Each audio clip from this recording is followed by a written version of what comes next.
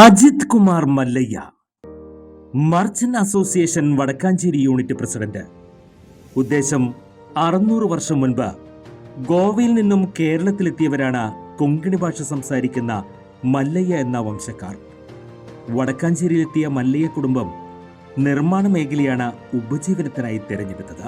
ഓട്ടുപാറയിലെ സർക്കാർ ആശുപത്രി, വിയൂരിലെ ആശുപത്രി എന്നിവയെല്ലാം നിർമ്മിക്കുന്നതിൽ മല്ലയ്യ കുടുംബത്തിന്റെ പങ്കുണ്ട്.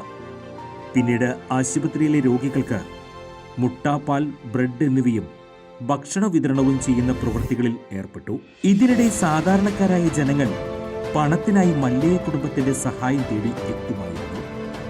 അങ്ങനെയാണ് സ്വർണ്ണപ്പണയ ബിസിനസ്സിലേക്ക് തിരിയുന്നത്. പൂർവികർ തുടങ്ങിവെച്ച ആ വ്യാപാരത്തിൽ നിന്ന് ചുക്കാൻ പിടിക്കുന്നത് അജിത് മല്ലയ്യാണ്. ജനങ്ങളുടെ വിശ്വാസ്യതയിൽ ഒപ്പം നിന്ന അജിത് മല്ലയ്യ ഇന്ന് ഒരു ജ്വല്ലറി അടക്കം 7 സ്ഥാപനങ്ങളുടെ ഉടമ. സഹോദരൻ ശ്രീകുമാർ മല്ലയ്യാണ് ഒപ്പം താങ്ങും തണലുമായി നിന്നതെന്ന് അജിത് മല്ലയ്യ പറയും. പിതാവ് ശ്രീധര മല്ലയ്യാണ് വ്യാപാരത്തിന്റെ വഴികാട്ടി. വടക്കാഞ്ചേരിയിലെ മർച്ചന്റ് അസോസിയേഷൻ 2002 മുതൽ പ്രസിഡന്റ് സ്ഥാനം വഹിക്കുന്നത് അജിത് മല്ലയ്യാണ്. യൂണിയൻ തൊഴിലാളികൾ തമ്മിലുള്ള കൈത്തരക്ക് തർക്കങ്ങൾ ഒരു പരിധിവരെ ഇല്ലാതാക്കാൻ ഇദ്ദേഹത്തിന്റെ കാലയളവിൽ കഴിഞ്ഞു. വ്യാപാരികൾക്കായി ഒട്ടേറെ ക്ഷേമ പദ്ധതികളും നടപ്പിലാക്കി.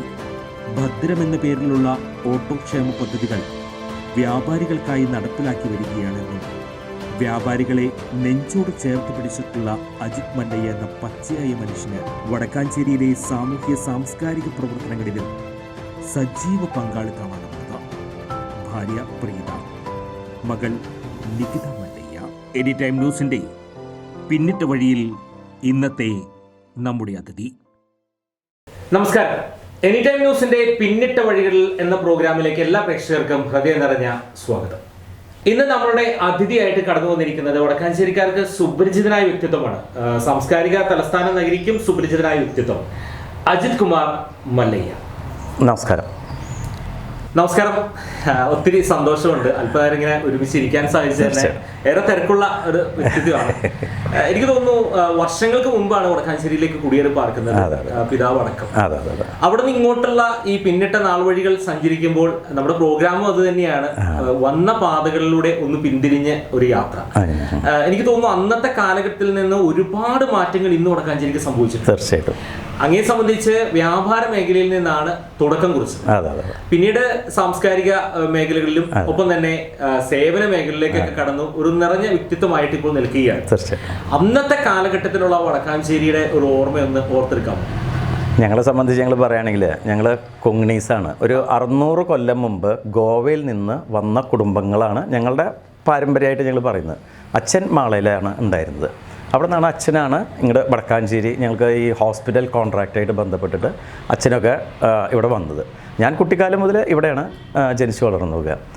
അന്ന് വടക്കാഞ്ചേരി സംബന്ധിച്ചെന്ന് പറഞ്ഞാൽ വളരെ കുറച്ച് കടകൾ മാത്രമേ ഉണ്ടായിരുന്നുള്ളൂ.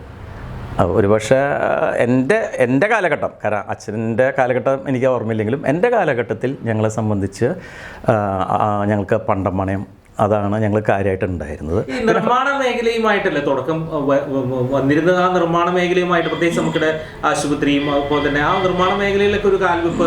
നിർമ്മാണ മേഖലയിൽ ഞങ്ങൾക്ക് കോൺട്രാക്റ്റാണ് ഉണ്ടായിരുന്നത്. കോൺട്രാക്റ്റ് അതെന്ന് പറഞ്ഞാൽ അച്ഛനും വല്യച്ഛനൊക്കെ ആയിട്ട് ഇവിടെ പല സ്ഥലങ്ങളിലും ഹോസ്പിറ്റൽ കോൺട്രാക്റ്റ്. ഇപ്പോൾ Vadakkanchery hospital, Viyyur central jail, Koratty, അതുമാതിരി തന്നെ മുളന്താവ്, അങ്ങനെ ഒരു 6-7 ഹോസ്പിറ്റലുകളിൽ അന്ന് പേഷ്യൻസിനൊക്കെ ഇന്നത്തെ മാതിരിയല്ല, അന്ന് എല്ലാം ഗവൺമെൻറ് കൊടുക്കുകയാണ്.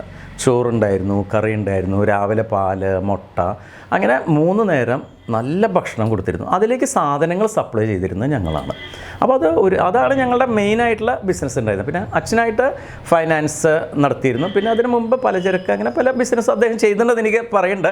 എൻ്റെ കാലഘട്ടം ഞാൻ ചെറുപ്പം മുതലേ ഈ ഫൈനാൻസ് മേഖലയായിട്ടുള്ള അച്ഛൻ്റെ കൂടെയാണ് ഞാൻ ഇരുന്നിരുന്നത്. അപ്പോൾ അന്നൊക്കെ എന്ന് പറഞ്ഞാൽ ഞങ്ങൾക്ക് ഏറ്റവും കൂടുതൽ ആൾക്കാർ വരുന്നത് ഈ ഹോസ്പിറ്റലിൽ നിന്നുള്ള ആൾക്കാരാണ്. അന്ന് സാധാരണ ഏറ്റവും പാവപ്പെട്ട കുടുംബമാണല്ലോ.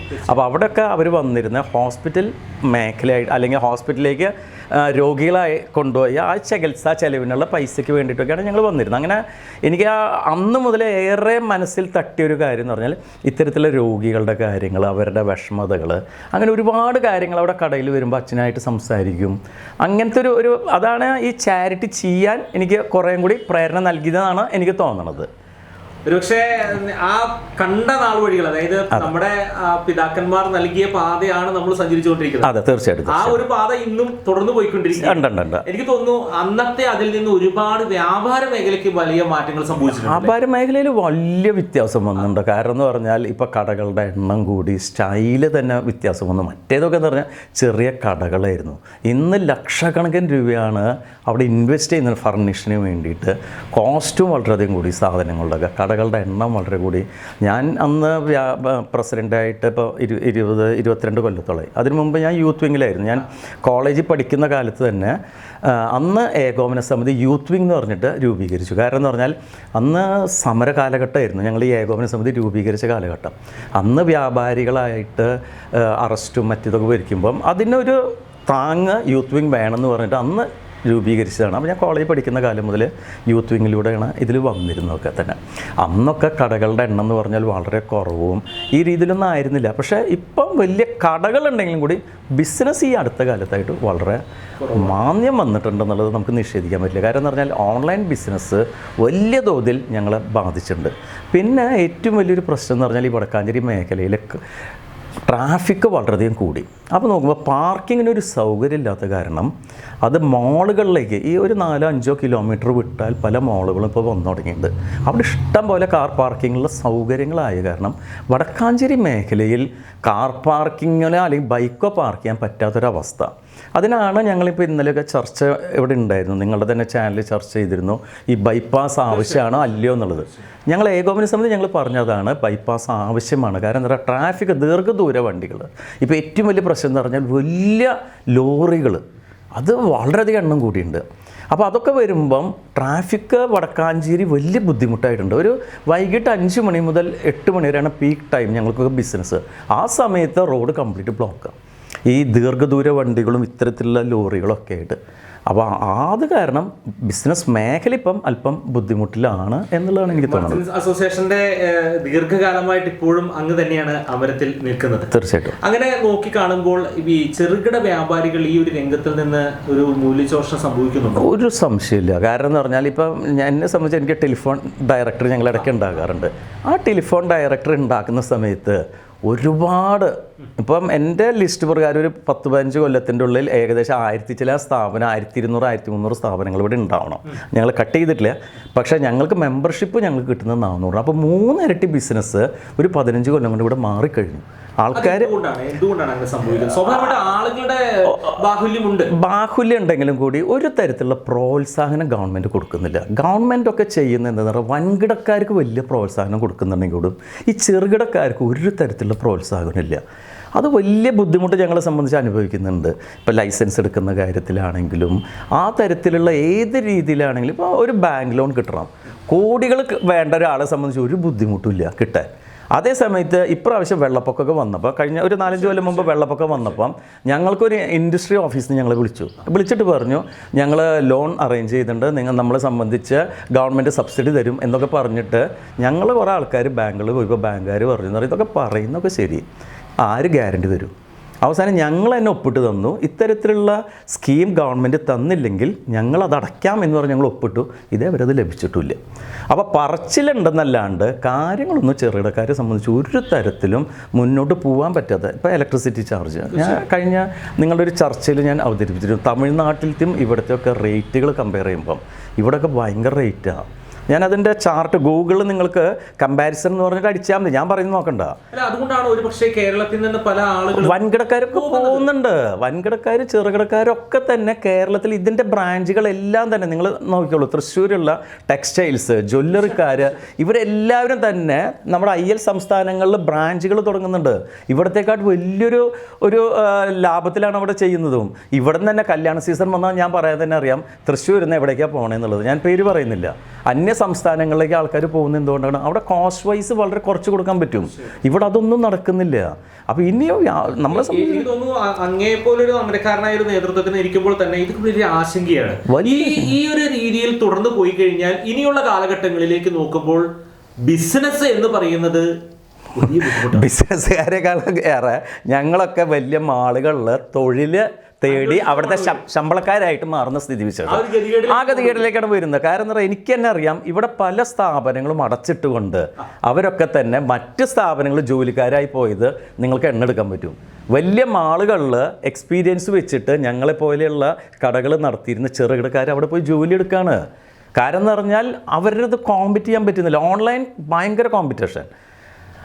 അതേമാതിരിയാണ് വലിയ മാളുകൾ വരുമ്പോഴുള്ള കോമ്പറ്റീഷൻ. അതൊക്കെ വലിയ തോതിൽ ഞങ്ങൾ ബാധിക്കുന്നില്ല. അവിടെയാണ് ഞാൻ പറഞ്ഞത്, ചെറുകിടക്കാർക്ക് ഇത്തരത്തിൽ വരുമ്പം എന്തെങ്കിലും സ്കീമുകൾ നമ്മൾ ചെയ്തു കൊടുക്കണം. ഇപ്പോൾ വലിയ മാളുകളൊക്കെ വരുമ്പം അല്ലെങ്കിൽ വലിയ വ്യവസായ വകുപ്പൊക്കെ ചെയ്യുന്നത് ഒരുപാട് ആനുകൂല്യം അവർക്ക് കൊടുക്കുന്നുണ്ട്. അപ്പോൾ അത് ഞങ്ങളിപ്പം വ്യവസായ വകുപ്പായിട്ട് സംസാരിച്ചിട്ട് വ്യവസായ വകുപ്പ് ഇപ്പോൾ അടുത്ത് തന്നെ ഈ മാസം ഏകോപന സമിതിൻ്റെ ചർച്ചയ്ക്ക് വിളിക്കുന്നുണ്ടെന്നുള്ളതാണ് ഞാൻ അറിഞ്ഞത്. അപ്പോൾ ഞങ്ങളുടെയൊക്കെ ഡിമാൻഡ് എന്താണ്? ഇപ്പോൾ ഞാൻ പറഞ്ഞാൽ അവിടെ തന്നെ വെള്ളപ്പൊക്കം വന്നപ്പോൾ വ്യവസായ വകുപ്പ് അവർക്കൊക്കെ വലിയ നാശനഷ്ടങ്ങൾ വന്നതിന് അവർ സഹായിച്ചു. ഇവിടെ വന്ന ലക്ഷക്കണക്കിന് രൂപയുടെ നഷ്ടങ്ങൾ വന്ന ചെറുകിട വ്യാപാരികൾ ഞങ്ങൾ ലിസ്റ്റ് അടക്കം മന്ത്രിക്ക് കൊടുത്തു, സുരേഷ് ഗോപി MP കൊടുത്തു, ഇവിടുത്തെ MP കൊടുത്തു, നഗരസഭയിലൊക്കെ കൊടുത്തു. എല്ലാവരും കൊടുത്തു എന്നല്ലാണ്ട് ഒരാൾ പോലും ഇതിന് മറുപടിയില്ല. കാരണം എന്ന് പറഞ്ഞാൽ കച്ചവടക്കാർക്ക് നഷ്ടം വന്നാൽ അതിനൊന്നുമില്ല. അതേസമയത്ത് ഇവിടെ മറ്റേ വീട് നഷ്ടപ്പെട്ടോ അല്ലെങ്കിൽ കന്നുകാലികൾ നഷ്ടപ്പെട്ടോ ഇവർക്കൊക്കെ ആനുകൂല്യമുണ്ട്. കച്ചവടക്കാരന് എന്ത് നഷ്ടം വന്നാലും അതിനൊരു തരത്തിലുള്ള ആനുകൂല്യം ചോദിക്കുകയാണ്. പൊതുവായി നമ്മുടെ സമൂഹത്തിൽ കണ്ടുവരുന്ന ഒരു അവസ്ഥയാണ് ഈ കച്ചവടക്കാരനെ ആവശ്യങ്ങൾക്ക് മാത്രം സമീപിക്കുന്ന ഒരു തലത്തിലേക്ക് രാഷ്ട്രീയ ബന്ധങ്ങൾ പോകുന്നുണ്ട്. അങ്ങനെയല്ല എന്റെ യഥാർത്ഥ വസ്തുത. കൂടുതൽ പറയുന്നത് ഒരു സംശയമില്ല, ഡാം കഴിഞ്ഞ മഴയത്ത് അനിയന്ത്രിതമായി തുറന്നു. അതിന്റെ നഷ്ടം എന്ന് സംഭവിച്ചത് ആമ്പല്ലൂർ ഭാഗത്തുള്ള പല വ്യാപാരികളും ആത്മഹത്യയുടെ വക്കീലാണ്. 75 ലക്ഷം രൂപയുടെ സ്റ്റോക്ക് ഇറക്കിയ ദിവസം, സ്റ്റോക്ക് ഇറക്കിയ ശേഷം അദ്ദേഹം വീട്ടിലേക്ക് പോയി. ഒരു മണിക്കൂർ കഴിഞ്ഞപ്പോൾ തൊട്ടടുത്ത കൂട്ടുകാരൻ, കടയുള്ള സുഹൃത്ത് വിളിച്ച് പറയുകയാണ്, ഇങ്ങനെ വെള്ളം കയറുന്നുണ്ട്. വന്നപ്പോൾ നോക്കി നിൽക്കാൻ അദ്ദേഹത്തിന് സാധിച്ചു. 75 ലക്ഷം രൂപയുടെ നഷ്ടമാണ്. പക്ഷെ അദ്ദേഹത്തിന് 1 രൂപ പോലും കിട്ടിയിട്ടില്ല. ഞാൻ തോന്നുന്നു നാളെ ഒരു ആവശ്യകത ഒരു രാഷ്ട്രീയ ബന്ധങ്ങൾക്ക് വേണമെങ്കിൽ നിങ്ങളെപ്പോലുള്ള ആളുകളുടെ തന്നെ വരുന്നത് ഒരു സംശയമില്ലാത്ത കാര്യമാണ്. അതാണ് ഞാൻ പറഞ്ഞതെന്ന് പറഞ്ഞാൽ, ഞങ്ങളെ സംബന്ധിച്ച് ഇപ്പോൾ താങ്കൾ പറഞ്ഞ ആ നഷ്ടം അവിടെ 2 or 3 ഉദ്യോഗസ്ഥന്മാർ വരുത്തിയതാണ്. ഇതിനെ സംബന്ധിച്ച് അന്വേഷിക്കണം എന്ന് പറയുമ്പോൾ ആദ്യമൊന്നും അന്വേഷിച്ചില്ല. ഞങ്ങൾ കളക്ടറേറ്റ് പിക്കറ്റിംഗ് മുതലായവ ഞങ്ങൾ നടത്തി. അതിൽ മറ്റേ വിവരാവകാശമൊക്കെ ചോദിച്ച് അങ്ങനെ വന്നതിന് ശേഷമാണ് കളക്ടർ അത് ഓർഡർ ഇട്ടിട്ടാണ് കളക്ടർ അത് ബോധ്യപ്പെട്ടു. പക്ഷേ ഇതൊക്കെ ബോധ്യപ്പെട്ടിട്ടും ഇതേവരെ ഒരു അന്വേഷണം ഇല്ല എന്നുള്ളതാണ്. ഞാൻ പറഞ്ഞാൽ ഞങ്ങളെ ഏതെങ്കിലും ഒരു ചെറിയൊരു മിസ്റ്റേക്ക്, ഒരു ടാക്സ് അടച്ചില്ല എന്ന് പറഞ്ഞാൽ ഫൈൻ എന്ന് പറഞ്ഞിട്ട് ഞങ്ങളുടെ കട അടയ്ക്കുന്ന രീതിയിലുള്ള ഫൈനുകൾ ഏർപ്പെടുത്തുമ്പം ഈ തെറ്റിന് ആ ഉദ്യോഗസ്ഥൻ പേരിൽ ഒരു നടപടിയെങ്കിലും എടുക്കണ്ട, അതുപോലും ചെയ്തില്ല എന്നുള്ളതാണ്. പിന്നെ രാഷ്ട്രീയക്കാരെ സംബന്ധിച്ച്, രാഷ്ട്രീയക്കാരെ ഞാൻ ഏറെ ബഹുമാനിക്കുന്ന ആൾക്കാരാണ്. കാരണം എന്ന് പറഞ്ഞാൽ അവരൊക്കെ നമുക്ക് വേണ്ടി ഒരുപാട് കഷ്ടപ്പെടുന്ന ആൾക്കാരാണെങ്കിൽ കൂടിയും ഇത്തരത്തിൽ ആവശ്യം വരുമ്പം ആരും ഞങ്ങളുടെ സൈഡിലില്ല. അത് കാരണം തന്നെ ഇപ്രാവശ്യം ഏകോപന സമിതി മറിച്ച് ചിന്തിക്കുന്നുണ്ട്. എന്തുകൊണ്ട് നമുക്ക് രാഷ്ട്രീയത്തിലേ ഇറങ്ങിക്കൂടാ? ആ രീതിയിലുള്ള ഒരു ചിന്ത ഇപ്പോൾ ഏകോപന സമിതി ഇപ്രാവശ്യം ഞങ്ങളുടെ മീറ്റിങ്ങിലൊക്കെ ചർച്ച ചെയ്യുന്നുണ്ട്. നമ്മൾ എന്ത് ചെയ്യണം രാഷ്ട്രീയത്തിൽ എന്നുള്ള ഒരു സജീവമായ ചർച്ചകൾ ഇപ്പോൾ നടക്കുന്നുണ്ട്. ഇപ്രാവശ്യത്തെ പൊതു തെരഞ്ഞെടുപ്പിൽ ഒരുപക്ഷെ ഏകോപന സമിതി ശക്തമായൊരു നിലപാടെടുക്കും എന്നുള്ളതാണ് എനിക്കറിയാൻ കഴിഞ്ഞത്. എന്തായാലും നമ്മൾ ഈ ഒരു സമയം കൊണ്ട് ഈ വ്യാപാര മേഖല അനുഭവിക്കുന്ന നിരവധി കാര്യങ്ങൾ പറഞ്ഞു. ഞാൻ അങ്ങയിലേക്കും നടന്നു വരികയാണ്.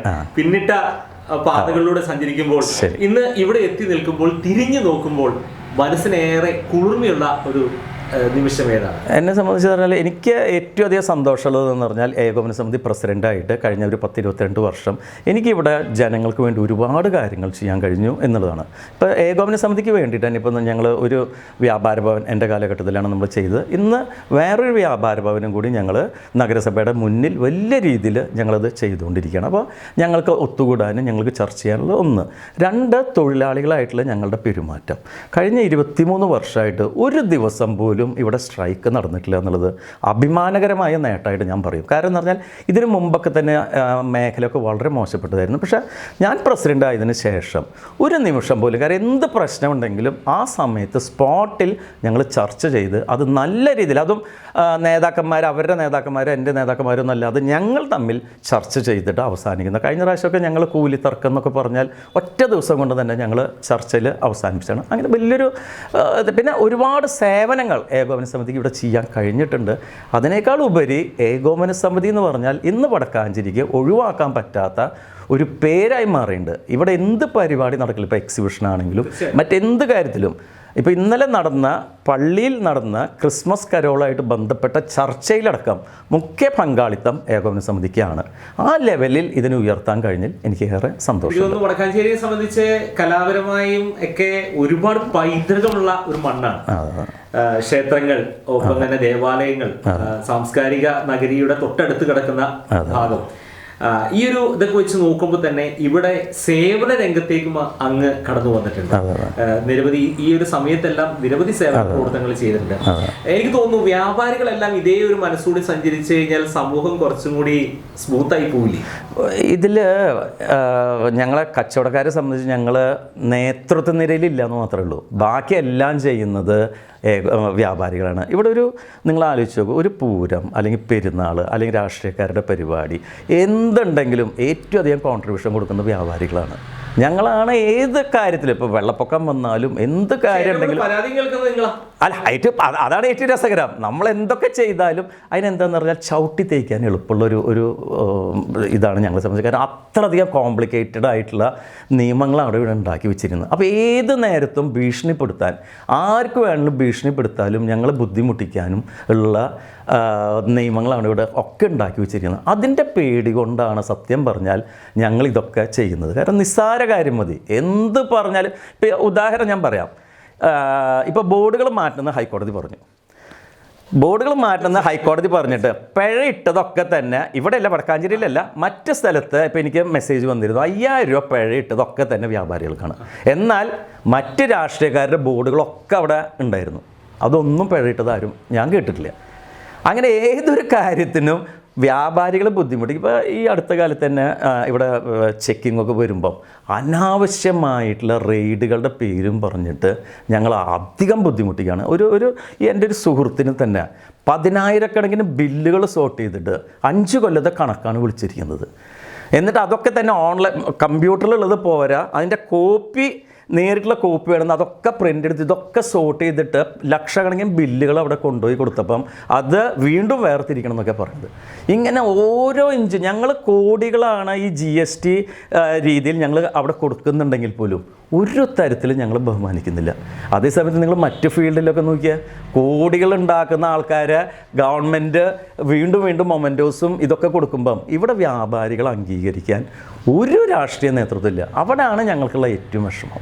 ഈ ബിസിനസ് രംഗം നോക്കുമ്പോൾ, അതായത് വ്യവസായ മേഖലയൊക്കെ നോക്കുമ്പോൾ ഏറെ സംതൃപ്തനല്ലേ? തീർച്ചയായിട്ടും. കാരണം എന്താ പറയുക, ജോലിക്ക് പോകുന്നതിനേക്കാൾ ഞാൻ ആദ്യം ഒരു ബാങ്കിൽ ജോലിക്ക് പോകണം എന്നുള്ളതാണ് ഞാൻ ആദ്യം ഉദ്ദേശിച്ചത്. കാരണം എല്ലാവരും ആഗ്രഹം ഇല്ല, വ്യാപാരം ഉണ്ടെങ്കിൽ കൂടിയും അന്ന് എല്ലാവരും സംബന്ധിച്ച് ഒരു ബാങ്ക് മാനേജർ അല്ലെങ്കിൽ ബാങ്ക് എന്നുള്ള ഒരു കൺസെപ്റ്റാണ് ആ കോളേജ് കഴിഞ്ഞ് വന്നത്. പക്ഷെ അന്ന് അച്ഛൻ പറഞ്ഞു സ്വന്തമായിട്ടുള്ളൊരു സ്ഥാപനമാണ് നല്ലതെന്ന് പറഞ്ഞു. പക്ഷെ ആ ഫീൽഡിൽ വന്നപ്പോഴാണ് എനിക്ക് മനസ്സിലായത് നമുക്ക് ഇഷ്ടം പോലെ സ്വാതന്ത്ര്യം, നമ്മളെ സംബന്ധിച്ച് ഒരു 10-12 ആൾക്കാരിൽ 10-20 ആൾക്കാർക്ക് ജോലി കൊടുക്കുക എന്നൊക്കെ പറയുന്നത്. എനിക്ക് ഇപ്പോഴത്തെ തലമുറയുടെ അടുത്തും പറയാനുള്ള ഒരു കാര്യം, എല്ലാവരും പറയുന്നുണ്ട് ഞങ്ങൾ ജോലിക്ക് വേണ്ടി ഫോറിനിൽ പോകണം, അവിടെ കുറേ ശമ്പളം കിട്ടും എന്നൊക്കെ പറഞ്ഞപ്പോൾ അതാണ് ഞാൻ പറഞ്ഞത്. അവിടെ സന്തോഷ് കുളങ്ങരയുടെ അടുത്ത് ഇന്നലെ ഒരു ചോദ്യം ചോദിച്ചൊരു വിദ്യാർത്ഥി, എല്ലാവരും പുറമെ പോകുന്നത് അവിടെ നല്ല ശമ്പളം കിട്ടും എന്നുള്ളത്. അപ്പോൾ സന്തോഷ് കുളങ്ങര മറുപടി പറഞ്ഞൊരു കാര്യം, നിങ്ങൾ എല്ലാവരും തന്നെ കോളേജ് കഴിയുമ്പം ശമ്പളത്തിന് വേണ്ടി പോവാതെ നിങ്ങൾ സ്വന്തം വ്യവസായങ്ങളോ വ്യാപാരികളോ ആലോചിക്കുക, എന്നിട്ട് 2 ആൾക്കാർക്ക് ജോലി കൊടുക്കുക എന്നുള്ള കൺസെപ്റ്റ് വേണം നിങ്ങൾക്ക്. മറ്റൊരു കാര്യം പറഞ്ഞിട്ടുണ്ട്, നിങ്ങൾ വയസ്സൻ ചിന്തകൾ മാറ്റി വെക്കുന്നു. അതെ. ഈ വയസ്സൻ ചിന്തകൾ ഇപ്പോഴും ഉണ്ട്.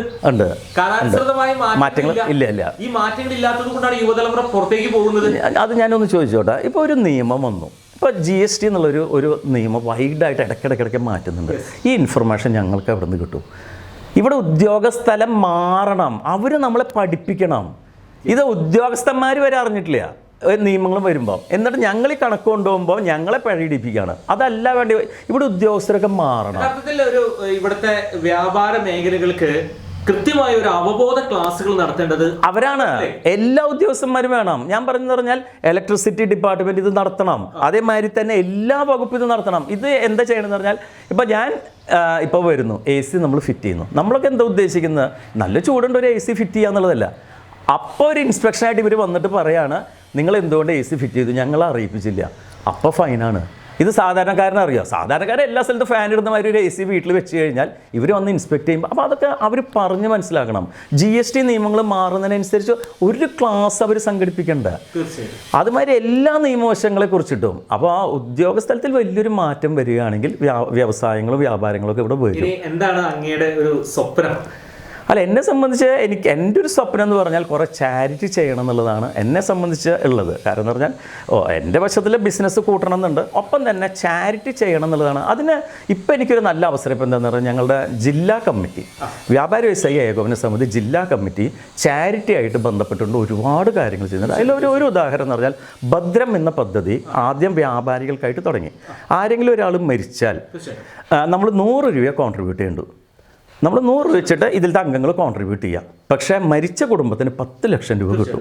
അത് ഞങ്ങൾ വടക്കാഞ്ചേരിയിൽ നല്ല രീതിയിൽ പബ്ലിസിറ്റി കൊടുത്ത് ഇപ്പോൾ ഏകദേശം 70 ലക്ഷം രൂപ എൻ്റെ യൂണിറ്റിൽ ഇങ്ങനെ മരിച്ചതിനും ചികിത്സയ്ക്കുമായിട്ട് കൊടുക്കാൻ പറ്റി. അതിനുശേഷം ഞാൻ ജില്ലാ പ്രസിഡൻ്റായിട്ട് സംസാരിച്ചപ്പോൾ ഞാൻ പറഞ്ഞു, തൊഴിലാളികൾ ഇത് ആവശ്യപ്പെടുന്നുണ്ട്, ഞങ്ങളുടെ തൊഴിലാളികൾക്കും ഇത്തരത്തിലുള്ള എന്തെങ്കിലും പദ്ധതി, കടകളിൽ നിൽക്കുന്ന തൊഴിലാളികൾക്ക്. അങ്ങനെ അദ്ദേഹം ഇത് കേട്ടതിന് ശേഷം ഭദ്രം 2 എന്ന് പറഞ്ഞിട്ട് തൊഴിലാളികളെ ഉൾപ്പെടുത്തിക്കൊണ്ട് അതിലാരെങ്കിലും മരിക്കുകയാണെങ്കിൽ 5 ലക്ഷം രൂപ തൊഴിലാളിക്ക് കൊടുക്കുന്നൊരു പദ്ധതി. അത് ഞങ്ങളെ സംബന്ധിച്ച് അതും ഞങ്ങൾ വലിയ രീതിയിൽ വൈഡായിട്ട് ഇവിടെ ചെയ്തു.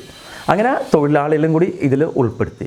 ഇപ്പോൾ വീണ്ടും പുതിയ സ്കീമുകൾ അദ്ദേഹം ഉദ്ദേശിക്കുന്നതെന്ന് പറഞ്ഞാൽ വ്യാപാരികൾക്ക് ഹോസ്പിറ്റലിൽ പോയാൽ എല്ലാ പേയ്മെൻറ്റ് ജില്ലാ കമ്മിറ്റി കൊടുക്കുന്ന രീതിയിലുള്ള ഒരു പദ്ധതി അദ്ദേഹം രൂപീകരിക്കുന്നുണ്ട്. ഇങ്ങനെ ഒരുപാട് കാര്യങ്ങൾ ജില്ലാ കമ്മിറ്റി ചെയ്യുമ്പം ഇവിടെ ചെയ്യണം എന്നുള്ളൊരു ആഗ്രഹം. 2 ഞങ്ങളെ സംബന്ധിച്ച് പറഞ്ഞാൽ ഞാൻ അന്ന് JCCൻ്റെ പ്രസിഡൻറ്റും ഒപ്പം മർച്ചൻ്റ് അസോസിയേഷൻ്റെ പ്രസിഡൻ്റായിരുന്നു. ആ കാലഘട്ടത്തിൽ ഒരു പദ്ധതി രൂപീകരിക്കണം എന്ന് പറഞ്ഞിട്ട് മർച്ചൻ്റ് അസോസിയേഷനും ജൂനിയർ ചേംബറും കൂടി സഹകരിച്ചുകൊണ്ട് ഞങ്ങൾ താലൂക്ക് ആശുപത്രിയിൽ അവിടുത്തെ രോഗികൾക്ക് ഉച്ചഭക്ഷണം കൊടുക്കുന്നൊരു പദ്ധതി, അത് വളരെ നല്ല രീതിയിൽ ഒരു 6 മാസം മുമ്പ് വരെ ഒരു 10-20 കൊല്ലം അത് നടന്നു. പക്ഷേ ഏറെ ദുഃഖകരമായ ഒരു കാര്യം എന്ന് പറഞ്ഞാൽ ഒരു 6-7 മാസം മുമ്പ് അവിടെ ചെറിയൊരു അടുക്കള ഉണ്ടായിരുന്നു.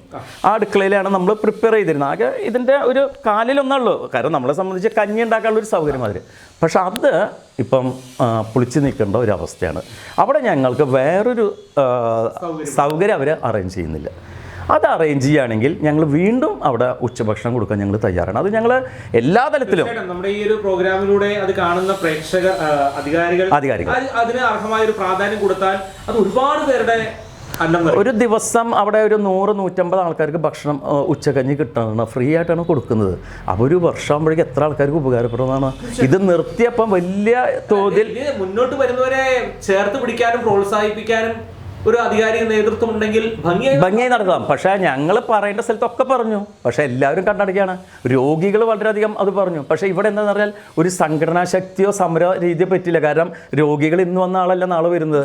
അപ്പോൾ അവർക്ക് സംഘടിക്കാൻ കഴിയുന്നില്ല. പിന്നെ ഞങ്ങൾ കുറച്ച് ആൾക്കാർ നിവേദനം കൊടുക്കാമെന്നല്ലാതെ എത്രത്തോണ്ട് കാര്യം ഞങ്ങൾ ക്യാഷ് എടുക്കുന്നുണ്ട്. പിന്നെ ഞങ്ങൾ എന്താ ചെയ്യാം? അപ്പോൾ അതൊന്ന് നടപ്പാക്കണം. ഞാൻ മനസ്സുണ്ട്, അതെ, ഇല്ല, അതില്ല. അത് ഒന്ന് തെളിഞ്ഞ് കിട്ടുകയാണെങ്കിൽ വളരെ സന്തോഷമാണ്. അത് ഇതിലൂടെ കൂടെ നടക്കട്ടെ എന്നുള്ളതാണ്.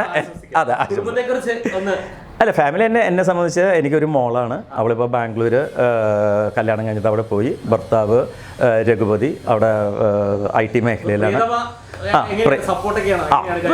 അവരില്ലെങ്കിൽ നമുക്ക് ഇതിലൊന്നും ചെയ്യാൻ പറ്റില്ല. അപ്പൊ അവളെ സംബന്ധിച്ച് പറഞ്ഞാൽ 100% നമ്മൾ സപ്പോർട്ട് ചെയ്യണം. യാത്രകൾ എന്ന് പറഞ്ഞാൽ അങ്ങനെ നാട്ടിൽ കുറെയൊക്കെ പോവാറുണ്ട്.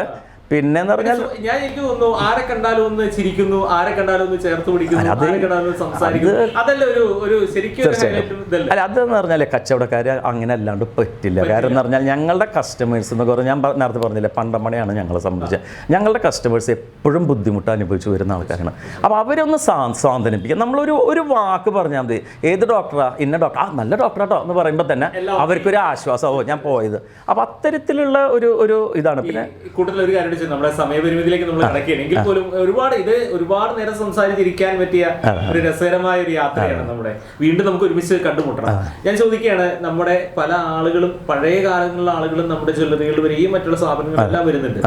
ഇപ്പോഴും അവർ ആ ഒരു ബന്ധം പുനഃസ്ഥാപിച്ച് മുന്നോട്ട് പോകുന്ന നമ്മുടെ ഒരു വ്യക്തിത്വമായ ബന്ധം കൊണ്ടാണ്. തീർച്ചയായിട്ടും എല്ലാ വ്യാപാരികളും അല്ലെങ്കിൽ എല്ലാ കച്ചവടക്കാരും ഇത്തരത്തിലൊരു സൗഹൃദ മനോഭാവത്തിലൂടെ കുറച്ചുകൂടെ പോയി കഴിഞ്ഞാൽ ഈ വ്യാപാര മേഖലയ്ക്കെല്ലാം തന്നെ ഒരു പുത്തനുണർവ് സംഭവിക്കില്ല. നിങ്ങളെ സംബന്ധിച്ച് വ്യാപാരികൾക്ക് ഈ മീറ്റിങ്ങുകളും കാര്യങ്ങൾക്കൊക്കെ ഇതിനെക്കുറിച്ച് ക്ലാസ്സോ മറ്റോ അവബോധങ്ങളോ? ഞങ്ങളത് ചെയ്യാറുണ്ട്. ഞങ്ങളെ സംബന്ധിച്ച വ്യാപാരികളുടെ ഒക്കെ തന്നെ ഞാൻ എല്ലാ 2 മാസം കൂടുമ്പോഴും ഇത്തരത്തിലുള്ള ക്ലാസ്സുകൾ ഞങ്ങളവിടെ സമീപിക്കുന്നുണ്ട്. മാത്രമല്ല പഴയ വ്യാപാരികളെ ഞങ്ങൾ ആദരിക്കാറുണ്ട്. ഈ അടുത്ത കാലത്തൊക്കെ എന്ന് പറഞ്ഞാൽ ഇപ്പോൾ ഒരു 90-100 വയസ്സുള്ള സെയ്ദ് അലി ഖാനൊക്കെ ഞങ്ങൾ ആദരിച്ചിരുന്നു. അതൊക്കെ അവരെ സംബന്ധിച്ച് വലിയ അനുഭവമായി. കാരണം എന്ന് പറഞ്ഞാൽ ആരും നോക്കാതിരിക്കുന്ന ഇപ്പോൾ റിട്ടയർ ചെയ്തിട്ട് വീട്ടിലിരിക്കുന്ന വ്യാപാരികളെ ഞങ്ങളെല്ലാവരും കൂടി ഇപ്പോൾ സുകുമാരേട്ടൻ നല്ല സജീവമായിട്ട് പൂര കമ്മിറ്റിയിലായിരുന്നു. പക്ഷേ ഇപ്പോൾ അദ്ദേഹത്തിന് നടക്കാൻ പറ്റുന്നില്ല. വീട്ടിൽ ഒറ്റപ്പെട്ടിട്ട് വീട്ടുകാരായിട്ട് ഞങ്ങളവിടെ പോയപ്പോൾ അവർക്ക് വലിയ സന്തോഷമായി. അങ്ങനെ കൊല്ലത്തിൽ ഞങ്ങൾ 2-3 ആൾക്കാരെ ഞങ്ങൾ പോയിട്ട് ആദരിക്കാറുണ്ട്. ഇതൊക്കെ തന്നെ ഞങ്ങൾ അടുത്ത തലമുറ ഇത് ഞങ്ങൾ കാണിക്കുകയാണ്. ഇതാണ് ഇതിൻ്റെ മാതൃക എന്നുള്ളത്. അപ്പോൾ അത് ആ